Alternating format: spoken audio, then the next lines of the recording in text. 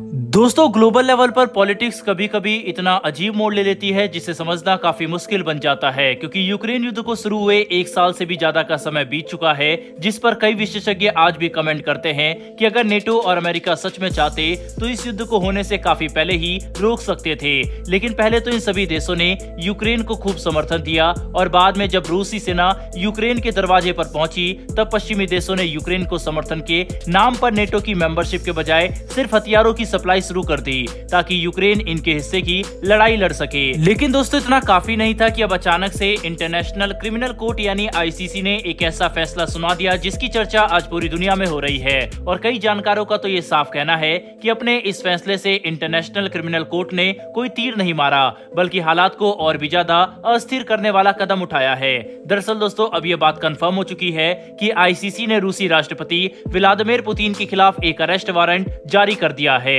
जिसने पूरी दुनिया को अचानक हैरान कर दिया, क्योंकि पुतिन कोई आम इंसान नहीं बल्कि विश्व की दूसरी सबसे शक्तिशाली सेना वाले देश के सक्रिय राष्ट्रपति हैं, जिन्हें गिरफ्तार करना लगभग नामुमकिन होगा। ऊपर से हैरानी की बात तो यह है कि आईसीसी ने पुतिन को गिरफ्तार करने का ऑर्डर बच्चा चोरी के आरोप में दिया है, जिसके तहत इंटरनेशनल क्रिमिनल कोर्ट का कहना है कि रूस यूक्रेन में अपने कब्जे में मौजूद इलाकों में से बच्चों को गैर कानूनी तरह से रूस भेज रहा है, जो अंतर्राष्ट्रीय कानूनों के हिसाब से एक नहीं बल्कि कई स्तर पर गलत है। जबकि इस पूरे मुद्दे पर रूस की स्थिति पूरी उलट है, जिसके तहत रूस का कहना है कि वे यूक्रेन के अपने कब्जे में मौजूद इलाकों में से बच्चों को चोरी नहीं कर रहे, बल्कि उन्हें युद्ध क्षेत्र से निकालकर सुरक्षित जगह पर भेज रहे हैं, ताकि अगर भविष्य में युद्ध को देखते हुए किसी मिसाइल या आर्टिलरी से हमला किया जाता है तो इसका असर मासूम बच्चों पर नहीं होगा। लेकिन इंटरनेशनल क्रिमिनल कोर्ट इसे एक बिल्कुल अलग ही एंगल से देख रहा है। और सबसे बड़ी बात तो यह है कि रूसी मीडिया ने खुद इस खबर को पब्लिश किया था कि रूस यूक्रेन के इलाके में बच्चों को व्लादिमीर पुतिन के ऑर्डर पर रूस भेज रहा है। यानी अगर आसान भाषा में समझने की कोशिश करें तो व्लादिमीर पुतिन के ऑर्डर पर यूक्रेन के बच्चों को रूस भेजने की प्रक्रिया को लेकर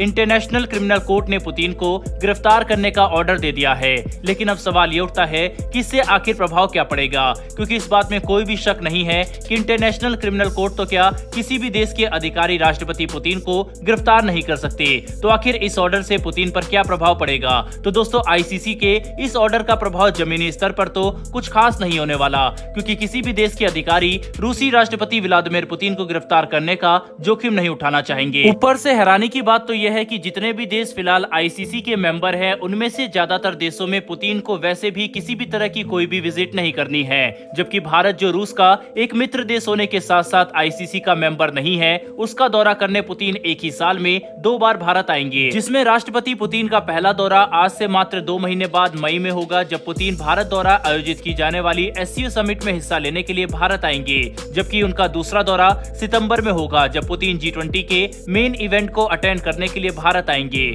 जिसके दौरान भारत को कुछ परेशानियों का सामना करना पड़ सकता है, क्योंकि एससीओ एक अलग मुद्दा है, जबकि G20 की मीटिंग में भारत पर काफी दबाव होगा, जिसके तहत ऐसा भी हो सकता है कि अमेरिका और कई पश्चिमी देशों के लीडर्स पुतिन के साथ बैठने से या मीटिंग करने से भी इनकार कर दे, जिसका असर आखिरकार G20 के मेन एजेंडा पर पड़ेगा और हमें विश्व की बड़ी चुनौतियों को सुलझाने में काफी परेशानियों का सामना करना पड़ सकता है। इसी दौरान जहां एक तरफ पुतिन पर इंटरनेशनल क्रिमिनल कोर्ट ने गिरफ्तारी का ऑर्डर जारी कर दिया है, वहीं पर दूसरी तरफ अमेरिका के पूर्व राष्ट्रपति डोनाल्ड ट्रंप को भी गिरफ्तारी करने की संभावना तेजी से बढ़ती जा रही है, क्योंकि उनके खिलाफ चल रही इन्वेस्टिगेशन ने तेजी पकड़ ली है। ऐसे में अगर डोनाल्ड ट्रंप को गिरफ्तार किया जाता है तो ये अमेरिका के इतिहास में पहली बार होगा जब किसी फॉर्मर अमेरिकन प्रेसिडेंट को गिरफ्तार किया जाए। लेकिन अब आप सोच रहे होंगे कि आखिर डोनाल्ड ट्रंप को गिरफ्तारी करने की क्या वजह हो सकती है। तो दोस्तों, अगर आसान भाषा में समझे तो ये पूरा मामला $1,30,000 डोनाल्ड ट्रंप द्वारा गैर कानूनी तरह से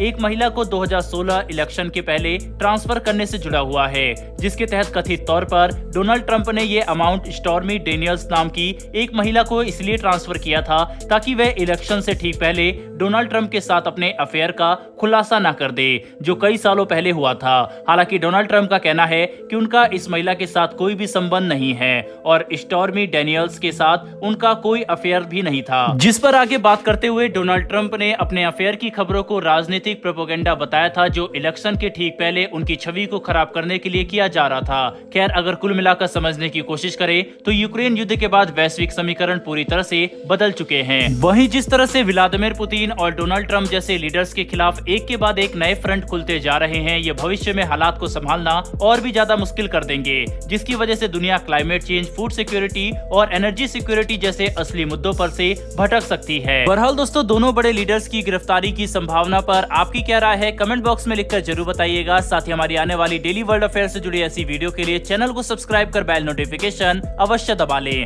फिर मिलेंगे ऐसी एक नई वीडियो के साथ। धन्यवाद। जय हिंद।